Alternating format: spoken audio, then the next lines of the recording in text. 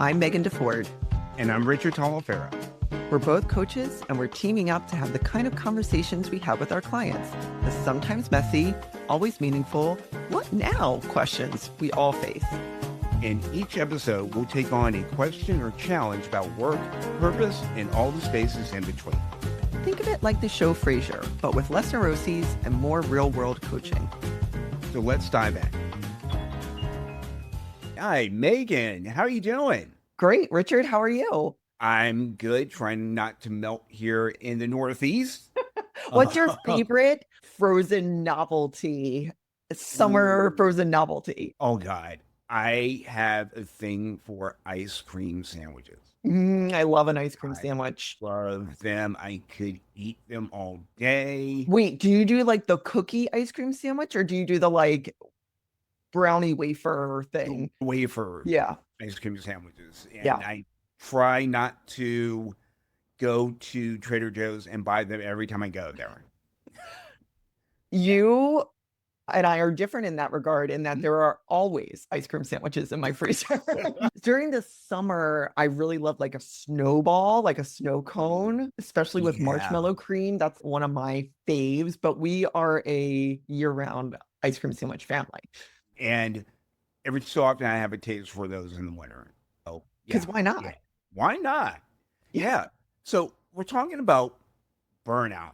And this is a word that a lot of us are familiar with and know about. But you put a note out on social media wanting to gather feedback about what burnout is, how people feel about it. And somebody reached out to you and asked, is burnout just a buzzword? So first of all, follow Richard and I on Instagram. Richard is at Rich Tally, and I'm at Meg DeFord, and we put stuff out there. And I asked our communities, have they experienced burnout, and if they had any questions about it and how they dealt with it. And we got some good responses. And the question about, is it a buzzword? It's not a buzzword, but it is a relatively new field of study. I think that's probably a better way to say it. And in researching for this, what we found, which is really interesting, is that depending on the industry, Americans in 2025 reported anywhere from 25% to 70% of individuals feeling burnt out. And the average was sort of like 66%. So like teachers and healthcare workers were like way further on the burnout spectrum, which like kind of makes sense. But what that was so interesting is burnout is not a medical diagnosis. So Christina Maslach is the world's leading burnout researcher. So a lot of what I'm quoting and what I pulled from is from her work. And really everything that we know about burnout and the subsequent studies go back to her work. And it shows up in 3 different areas. So there's exhaustion, cynicism or detachment, and feeling ineffective or like nothing that you do matters, which is interesting because that sounds very individual. But what it seems like from listening to Dr. Maslach and reading her research, and like, look, I did like articles, right? Like I'm not doing like super deep research here. I just want to put that out there. But it's really a workplace issue or an organizational issue that ends up being talked about sort of as individuals. And there's a really distinct point here. You can be exhausted and love your job. And still love your job, yeah. Yeah, you can work 20 hours a week and be exhausted and burnt out. So that was interesting. And then the other part that was like one of my favorite concepts from her work are the mismatches, right? So she has created a tool that measures burnout in a workplace, but not for individuals. And what's workload, control, which is like autonomy, micromanagement, that sort of thing, reward, community, which is the culture, fairness, and values. And so this is so much more than anything I expected when I went into this. And it makes so much sense why anybody who's experienced burnout or felt like they've experienced burnout comes back from a vacation and they're refreshed and then immediately goes back into burnout, right? Like it's a vacation is just not going to be enough.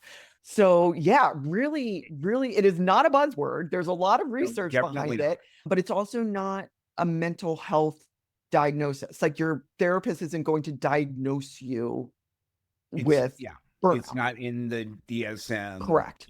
that we're familiar with, but it's something that I think, as you pointed out in the stats, we've all dealt with at some point where we're in our job, we're cranking out 50, 60, 70 hour weeks, and we're like, God, I don't know if I want to do this anymore. That sort of thing happening. And there is the notion of basically you're just going into work, punching in, just going by rote, as you said, detaching yourself from what you're doing and then punching back out at the end of the day. And it feels like there's this kind of helplessness to me about I'm doing all of this. And I'm like, but it's not bringing me joy. Yeah. Even in the difficult moments, it's not bringing me joy. You Yeah. pointed out teachers, for example, and yeah, teaching, especially teens, is not an easy job. Hmm. But if you've lost the joy of helping children, young people become better versions of themselves Hmm. in a small way, then there is something happening, Hmm. something definitely going on there Yeah. that has to be examined. And even with teachers, even though you have summer vacation, you've got the ability to step away from the classroom, that's still there. Hmm. And it's like, okay, let's take a look at that. And maybe, as you said, it may be more of an organizational slash workplace issue. Yeah. And it's then important for workplaces, if they're seeing high rates of burnout, to take a step back and say, okay, what are we doing here that's causing our teams to feel burnt out and to not feel good about where they are? Well, I think your teacher example is a good one because I think this is anecdotal, but most teachers that I personally know or that I've seen lobbying Hmm. talk about they love teaching. Yeah. They love teaching 13-year-olds with like, Hmm. God bless you. That's where Right. they want to be. It's an organizational issue of having the right resources, Hmm. being able to teach the way that they were taught, teach Hmm. versus teach to the test and things Yeah. like that. Yeah. And so it's not necessarily that they don't love teaching and want to teach middle schoolers or high schoolers or any age, right? But it's the restrictions within the organization and their district in this case that's Hmm. restricting them from being able to do it fully in a way that allows them to feel like they're making that impact. Hmm. And I thought about this as what you were saying as well from an organizational side. When I said, what do you wish you knew about burnout? And someone said, bosses don't care. And I responded back, well, bosses are probably burnt out too, right? And I Right. think Yeah. so many times organizations, even in the most well-meaning ways, when they're seeing high rates of turnover, lower Yeah. productivity, things of that some of these signals of burnout, they'll do things like create a wellness program or they'll, do some Hmm. sort of like pizza party, right? Like we always joke about the pizza party or Right. whatever, Right. but that's not getting to the culture. No, And, it's not. there's that saying that I personally love, like culture eats strategy for lunch. Yep. And if you're not fixing the root of what is what is being highlighted as the triggers for Hmm. this burnout within your employees, it's not going to change. And I think we're in a really interesting time where we're constantly seeing like do more with less, right? Oh yeah. And major companies are reducing benefits. There are two major companies that reduced parental time leave and holiday leave. Right. That is not going to produce the results that you want. Organizations need to look at, a yoga program at lunch sounds good, but that's not going to fix the fact that you're going home every night and you Yeah. still have 4 hours of work to do. The yoga program and the pizza party are just band-aids And there are structural issues going on that mean that organizations have to have some really difficult conversations inside of themselves about why people are being burned out, what will actually move the needle. Yeah. You know, you've been posting a lot about Sunday scaries, Yeah. the Sunday scaries. Yeah. If people are still feeling those Sunday scaries when they walk into the office on Monday morning, a pizza party is not going to solve that. No. It's not going to solve that. No. And implementing organizational wide change is Mhm. way more difficult than hiring someone to come in to teach yoga or doing a really nice holiday party. And I think those programs have a place Right. 100%, Yeah. but it is much more difficult. And as someone who has been in those positions Mhm. and looking at budgets, and it's like, well, I can't really create some of these changes that need to be made that probably would fix some of these things, right? So I think that's difficult. And that's where leadership comes in, right? Like that's really where your leadership needs to step up and say, we can't do more with less. We have to make these changes. What are the systems that we need to implement and invest in? And are we hiring the right people? If we can't make these changes, are we hiring the right people to come into this culture and thrive here? So I think it's that 360 view that the organization needs to respond to. I think that's really important, but we also need to look at what is within our control. It's easy enough to say, wow, I am totally burnt out. And here are all the reasons. And they're really concrete, Yeah. like Right. really good concrete reasons as to why you feel burnt out within X organization. But if you're not in a leadership role, or maybe you even are, but can't make those system wide Hmm. changes, Yeah. what is the individual's responsibility in this case to address it? Sometimes it, one way to do that is to basically step away from the organization altogether. When you reached out to me about this topic, the first person that came to mind for me was Dick Vermeil, Mhm. who coached the Philadelphia Eagles and coached the St. Louis Rams. And way back in the early 80s, Dick Vermeil left coaching. He left the Eagles because he said in a pretty emotional press conference that he was burnt out. And I remember that's the first time I'd ever heard of that. And he stepped away for several years before coming back and winning the Super Bowl with the Rams. Mhm. But having the ability to step back and assess where you are, I Mhm. think is key. Because sometimes when you're in the middle of the storm, you can't see things. Mhm. That's a pretty radical step back, leaving an organization. But we have it in our control to take a step back and really take a look at where we are and what we want to do. And Mhm. it doesn't mean to leave the organization you're in right away, but possibly give yourself a morning, maybe an hour or two, to journal about where you are. See those words that have been floating around in your head on paper to then give yourself an idea of what your next step should be. Yeah. Yeah. I was writing down what are some characteristics of an organization that would lead to burnout and, unrealistic workloads, lack of autonomy, unclear Mhm. expectations, Yep. Yep. constant urgency, right? Like always a fire drill, poor Mm-hmm. leadership, values misalignment, lack of recognition. And all of those things are great. Like that's a first step to say like, wow, this is what I am experiencing.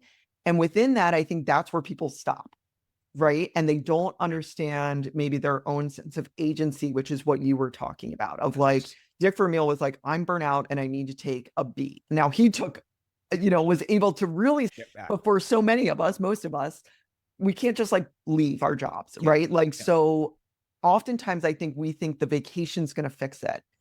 And I think it's great to take your PTO, but Yeah. what you're saying is like do a deeper dive into it And other things that I was thinking about of like, if you're going to think about the organizational issues, starting to think about things like, where do I need help?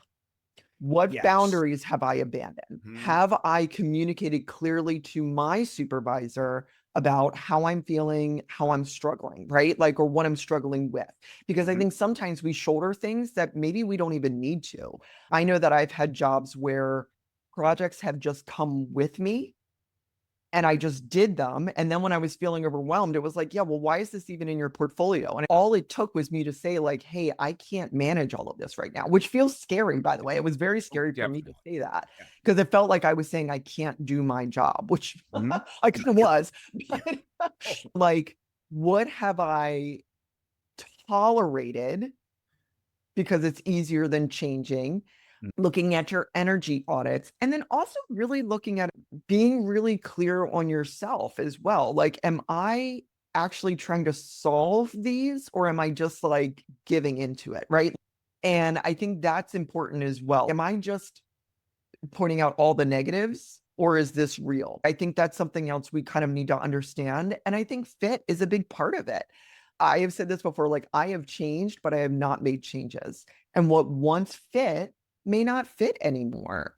And you may Right. even love the thing that you did, but the environment just doesn't work for you anymore. So, Both of us had experienced that situation where the environment that we used to work in isn't a good fit for us anymore. I think recognizing that, yeah, I'm not the same person I was when I first started this gig. And that's a scary thing for people to comprehend, especially if you've been in a profession for multiple decades. There are lots of questions of identity that are floating around. And so, again, taking that step back, doing that assessment, sort of figuring out, okay, where am I? Do I really want to do this anymore? But then what do I want to do next? And then, okay, if I don't want to do this thing anymore, I want to do that thing. How do I build the bridge to get there? yeah. Very much so.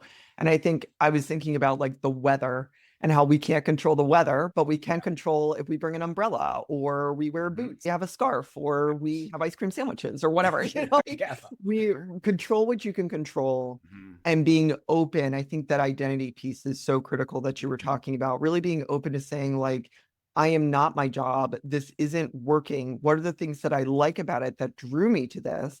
And maybe you Mhm. want to stay in the same industry, but just need a different environment. Mhm. Or these are the things I like. How can I transfer them to other places? Like, Mhm. so I think when you're thinking about all of this, and maybe you are realizing you're in an environment that isn't working, you have individually made changes, you've brought things up to your supervisor, Mhm. you have taken control of your agency, and it's just not working.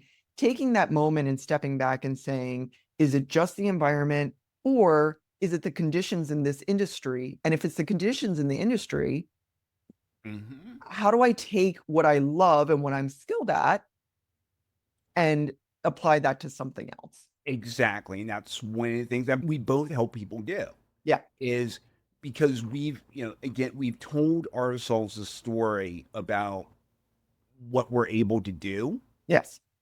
It's to the point where we can't really see anything else Right. that's possible for us. But having coaches help you see your story from a different perspective, the lights start coming on. Yes. And it's like, Yes. oh, okay. I can still be in my values and do something else that speaks to those values. Correct. Yeah. Correct. Yeah. And I think the other thing that we should mention is we've been talking about workplace this entire time. Mhm. And there may be people listening who are individuals, like small, individual business owners. Most small Mhm. businesses are one person, one or two people. And that can happen there too, right? This isn't just organizational. This could be individual as well. And then how do you deal with those things? Mhm. And it could be organizations that you're part of. One of the things that Maslach brings up is like she makes the case for parental burnout. which is interesting because when you think about society and all the pressures that parents have that they can't change in terms of societal expectations and Mhm. individual, it's very fascinating.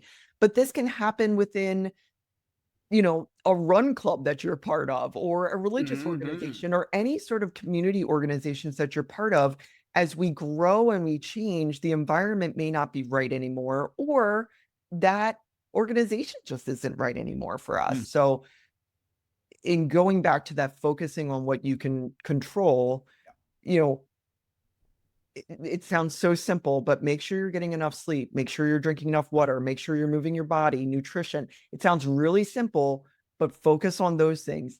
Start focusing on, and this is such a cliche, but like, give yourself my laptop closes at this time. I don't Mhm. respond to texts after this time. Like, start building Mhm. boundaries that gives Yes. yourself breathing room. Mhm. And then you can start evaluating what's real, what's within my control, what Mhm. I can do, and the whole narrative, as you said, overall. And I think that's so important, is to not just get stuck in the story of the burnout, Mhm. because there is no burnout recovery, right? And I think that's like the most important thing from all of this. There's no recovery from burnout, there's redesign. And that Yes. redesign is your responsibility, right? And so there's the organizational redesign, which you may or may not have any control over. But what you do have control over is your own life and how Absolutely. you're going to build containers and Mhm. structures and systems Mhm. that allow you to mitigate this or to move on Yeah. into something else. And that recovery piece, as I was thinking about it, because I asked about that as well, and someone said that I don't know if it was a joke or not, but they went on Lexapro. It's why vacations don't work. It's why taking a day off to breathe, while it sounds good, doesn't work. When your nervous system is messed up from this, Mhm. it does take a while, and there is recovery on that side, but the only way that you're going to move through it is controlling those factors and changing the way that you're moving through Mhm. this experience, whether it's at work or other organizations or just life in general, right? And I And think what we come back to all the time in our episodes, and this might be a nice place to end, is like, curiosity really seems like key in all of this. oh, absolutely. When you talked about redesign, the great thing about the redesign is that's yours. It's yours. And you can write the next chapter of your story the way that you want to do it. And it takes curiosity. And what comes alongside curiosity is courage. The courage to, like, okay, what's the next step? What's the next step that I could possibly take here? Yes. All right. Maybe it's redoing my resume, for example. Hmm. Maybe it's researching how do I run an ice cream shop, for example, or a coffee shop, something that you can give yourself permission to ponder and think about and dream about. Yeah. I mean, look, I did this when there were days at work that I got frustrated by it, and I let myself daydream about, for example, what would a day in the life of a coach look like for Hmm. me? And it's like, and the vision might not be clear at the time, Hmm. but when you make that move, that transition, you remember, oh yeah, I thought about this, and this is how my day would be structured. Yeah. And so it's curiosity about what it will look like, courage to ask the question, and bravery to take the first step. Yeah. Yeah. And I'm going to put a plug in for your values, because that's what you're talking Yeah, about. amen. It's Yeah, it's yeah. understanding what's important to you Hmm. and what your values are. So if you're thinking about whether it's moving into a different organization or a different career or whatever it is in your life, does this align with my values? And if it does, great. And if it doesn't, then, maybe we need to make some changes in that regard. Well, I think this has been a great conversation. Anything else on burnout that we haven't talked about? One thing would I jotted down a note here, and it's something again we always come back to, which is be in community. Yes. Don't hold these things to yourself. We've all got that one friend we can text or call at any Yes. time. Reach out to that person. Hey, I'm feeling some kind of way about my job. Yeah. Friend like, all right, tell me about it. What's happening? And it's one thing to hold all these things in your head, but to get them out with somebody who can hold that space for you is so important. Yes. Yeah. I think that's a great point. Someone who can hold space for you, someone who can challenge you, kind of check Mhm. you if it's like, Mhm. like, have you thought about it this way? Maybe Yeah. that's a better way to put it. Mhm. And also, like you said, is it burnout or are you just sort of bored in your life? I think sometimes Mhm. we think that we need to get all of these. It's like a relationship, right? Like your romantic partner isn't going to fill every bucket for you. You need to Yeah. still have friends and hobbies Mhm. and all kinds of things. And I think oftentimes we do the same thing at work. And at work, I see work colleagues more than I saw my family, right? I mean, like Yeah. you really are spending a lot of time and energy and emotion in a place. And what may feel like burnout may just be that you need to go do something else after work, and maybe it's like a creative outlet, maybe it's Yep. going to a class to learn about, I don't know what you were saying, like, with cars or something like Yeah. that, Mhm. like, Yeah. and seeing if that also helps. So being in community is so helpful that way. And it starts to get you out of focusing on the problem, Mhm. when you're just Yeah. constantly focusing on the problem Mhm. and start Mhm. seeing not only the broader world, but also what possible solutions could be. Amen. Yeah. Amen to that. Yeah. Yeah. Cool. Run your events. Yep. All Well, right. I think we touched on a lot of different parts of this. Again, Christina Maslach, Maslach, and I will cite some of the research that I mentioned in the podcast, in the Mhm. podcast notes. So if people want to find out more about her, she's really, really approachable and really fascinating. And if people are listening to this and wondering, I would recommend going to look at her work, but it's really about awareness, stabilizing, investigating, and then starting to redesign, right? Bring awareness to what you're feeling, what's around you, stabilize in the things that you have agency and control over, investigate your part in this, investigate the organization's part in this. That sounds so ominous, but you know what I mean? And I think the other thing that we haven't talked about is maybe you do all of those things. And as you're investigating, you're like, you know what? I'm not really burnt out. This just isn't the right fit.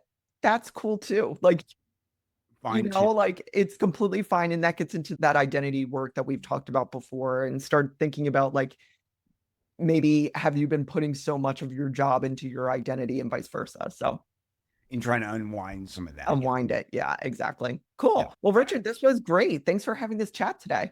And Megan, thanks for bringing it up. It brought back some memories and some clean thoughts, and really appreciate having this chat. Sounds good. All right. I'll talk to you soon. Talk to you soon.